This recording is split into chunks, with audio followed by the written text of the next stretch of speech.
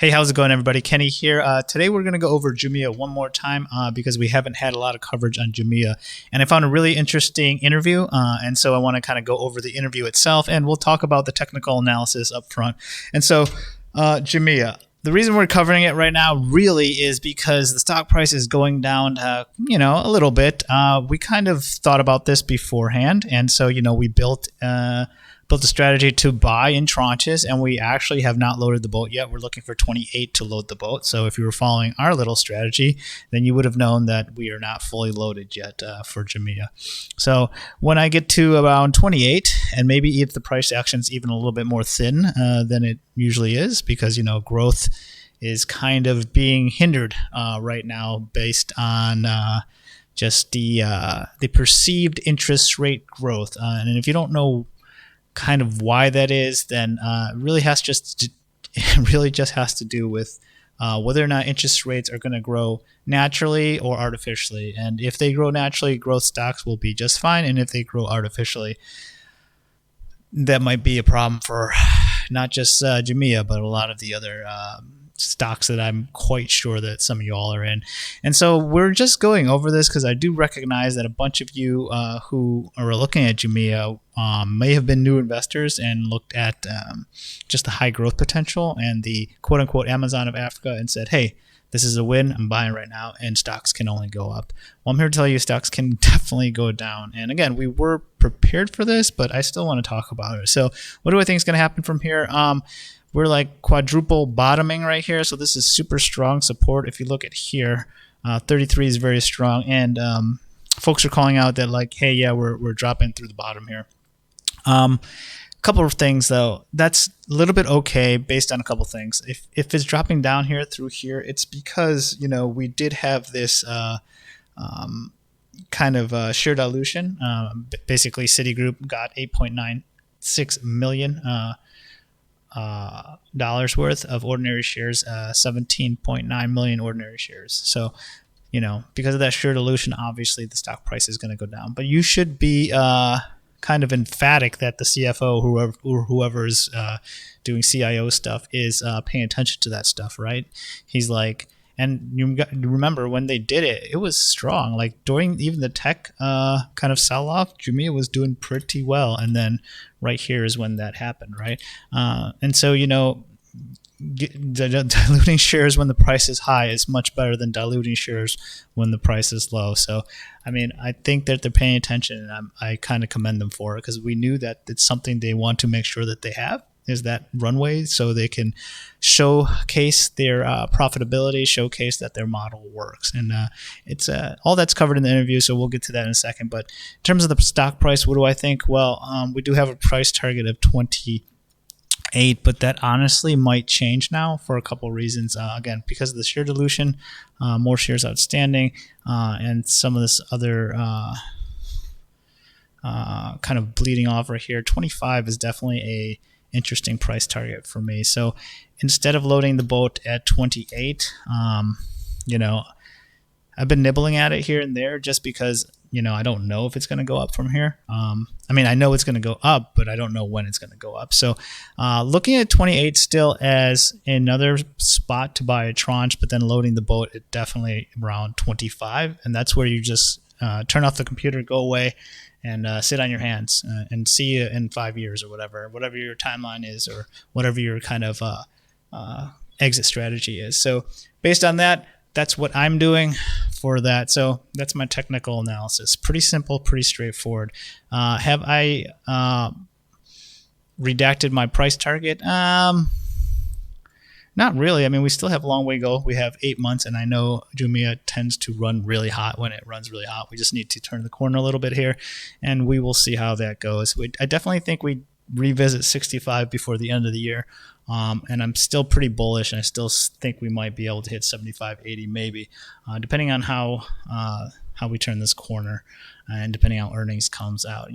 We did have really good earnings previously, so that's a very good sign for that. So if you're wondering too, a couple other things, if you take a look at the Wayback Machine, we were looking at institutional ownership, and it's starting to creep in. We're now at 29.80% institutional ownership. And why is that good? Because when institutional institutions flood in, it normalizes and decreases the volatility of the stock. That's one. But the second thing is, as they flow money into the stock, it raises the stock price, right? So that's obviously good for shareholders. Next thing is, I just want to go through the price targets. If you didn't know, and if you think I'm nuts or crazy or whatever, and it doesn't matter. So the price target for Jumia for the analysts on tip ranks right now in aggregate is about $40. That gives you a 25% upside from here. And if you're asking what the Wall Street Journal price is, it's the same. It's 33 euros 52 cents. Which is $40, 39 something or whatever.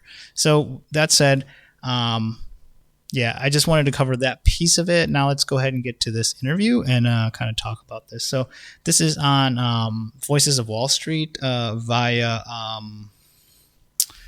it's Voices of Wall Street, I think. Via Bullish. That's the folks who did this. So this interview is it's pretty interesting that such a small channel is able to get them. It's all networking. These guys are all Wall Street folks, and they all got their hands in the Wall Street soup, so they're all able to get these guys on. So I'm actually going to see if we can't get Sasha on here, maybe, or some other folks. I saw a bunch of folks that I'm interested in talking to for sure. I don't have any McKinsey Group connection, so I don't doubt that I'll be able to get these guys on, but maybe some folks that are going through Deloitte, maybe we can get some of those guys on or something. I don't know. We'll see. Anyways, that's neither here nor there. Let's listen to this. There's 3 bits that I want to talk about, and then one thing at the end that I think it's really, really awesome and kind of makes me really optimistic about them. But just listen to Sasha Panyanik here. He's pretty. I mean, I have full confidence in him, and I think he thinks about things the right way, and I think he's a super humble guy. And so let's just listen. Or talk to me about what's unique about Jumia. I mean, is this just Amazon in Africa, or is it something different? Well, it's e-commerce, logistic, and payment in Africa. And when I say e-commerce, it's the physical goods and food delivery. So we have Jumia, where there's a marketplace to buy products, stuff. And then we have Jumia Food to do the food delivery. And we have built Jumia Logistic to enable the package, shipping and delivery.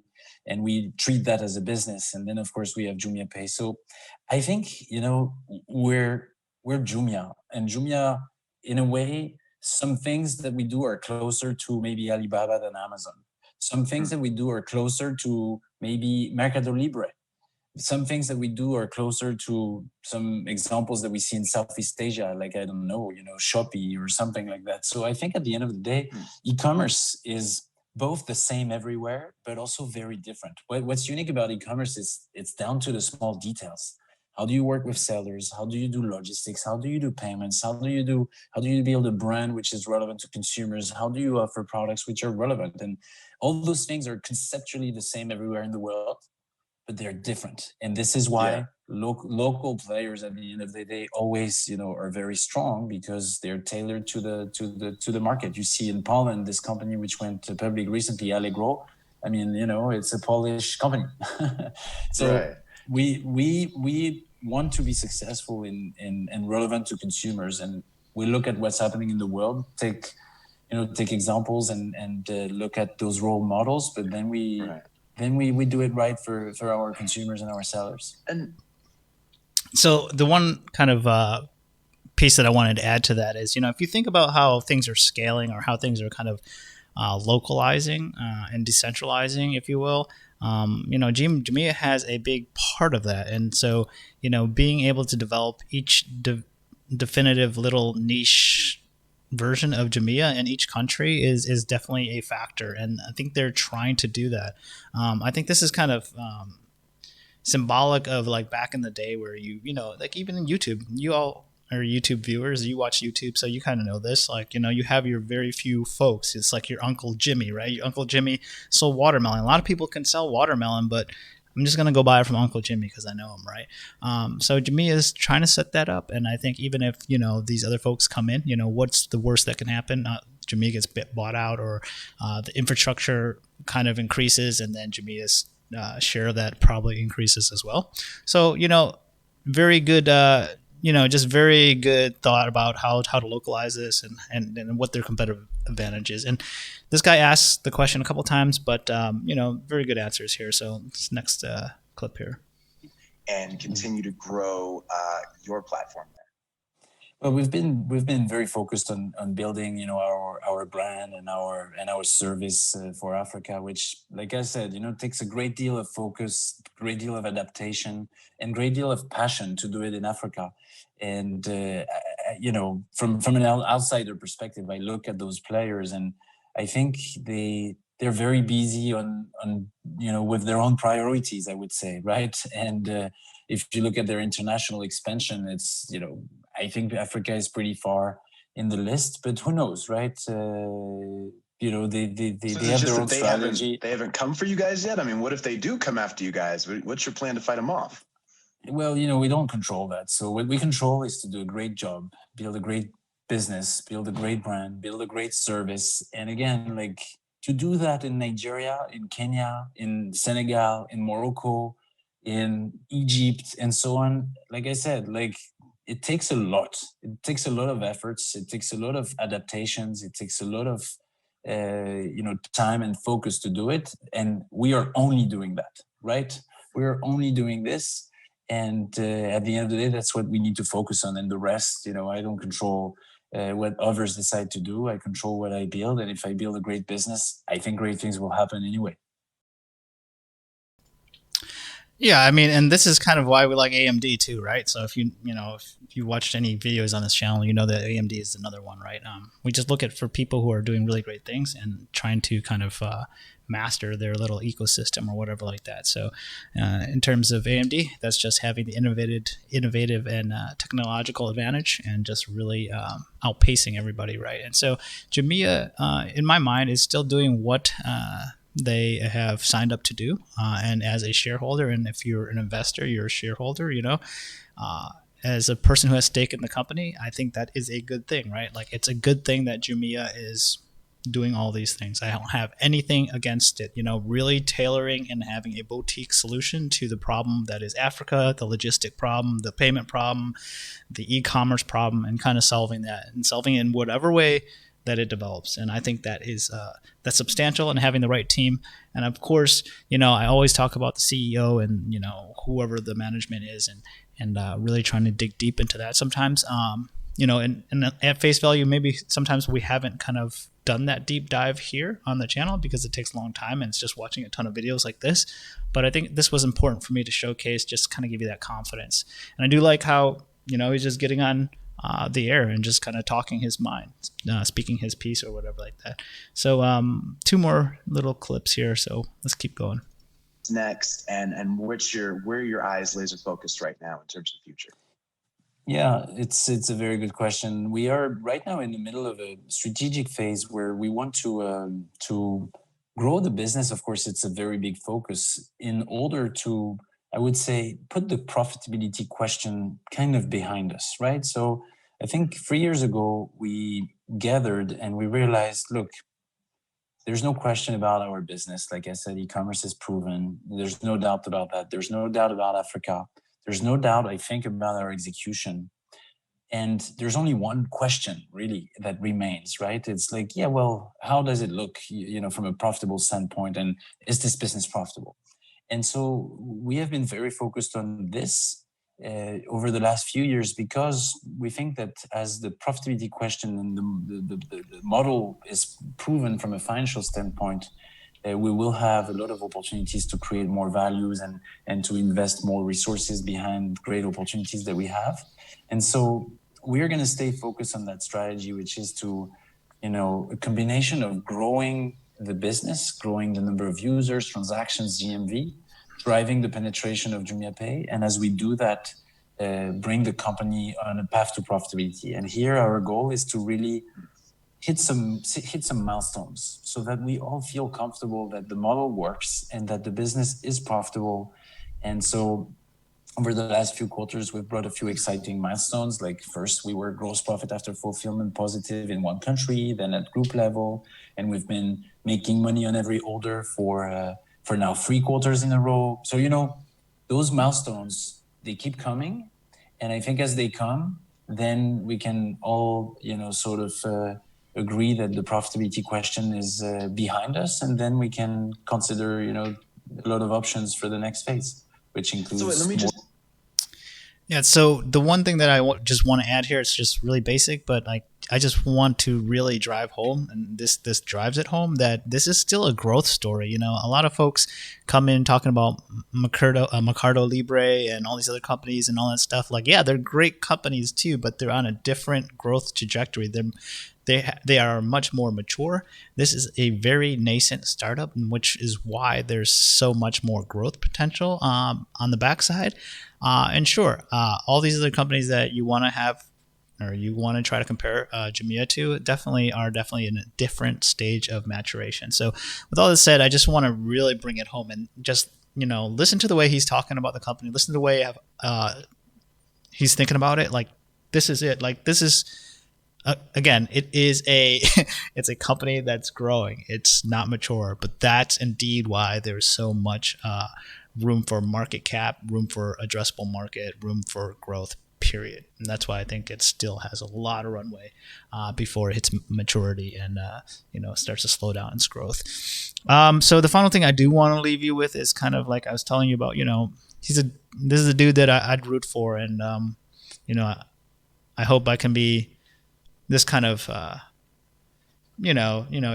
scale. This guy is really doing it. He's really doing it, but he's also humble. And here's an answer to a question that it might have cut out the question, but it's still useful to.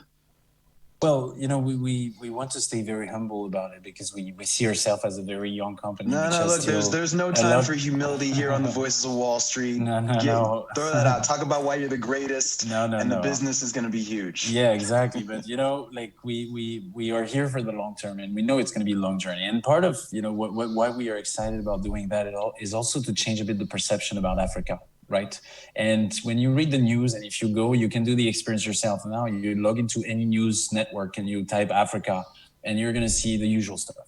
Right. And there are many great things happening, great companies, great entrepreneurs, great projects, great news. Right. Which are which are happening, and that I think we should talk more about rather than the stuff which is kind of always the same negative stuff that tends to come out. But anyway, look. Yeah, so basically, that's what I got for you for Jumia for this week. We'll probably do less and less updates. Not because I don't think it's a great company, but we are at the phase where we're filling up all of our tranches. And so, if you're here and you're like, hey, why is the stock price going down? Well, a lot of stocks are going down, and we will talk about how to help you diversify your portfolio so you're not bleeding out. And if you didn't realize, the S&P was at all-time highs yesterday. And so I didn't check where we're at close today, but I'm pretty sure that we're still doing very well on the S&P. So, if your portfolio is bleeding, that's probably a portfolio construction problem. So you might want to reinspect that, take a look at that. What else? We got a bunch of housekeeping stuff, but we're just going to leave that for later. I will see you tomorrow.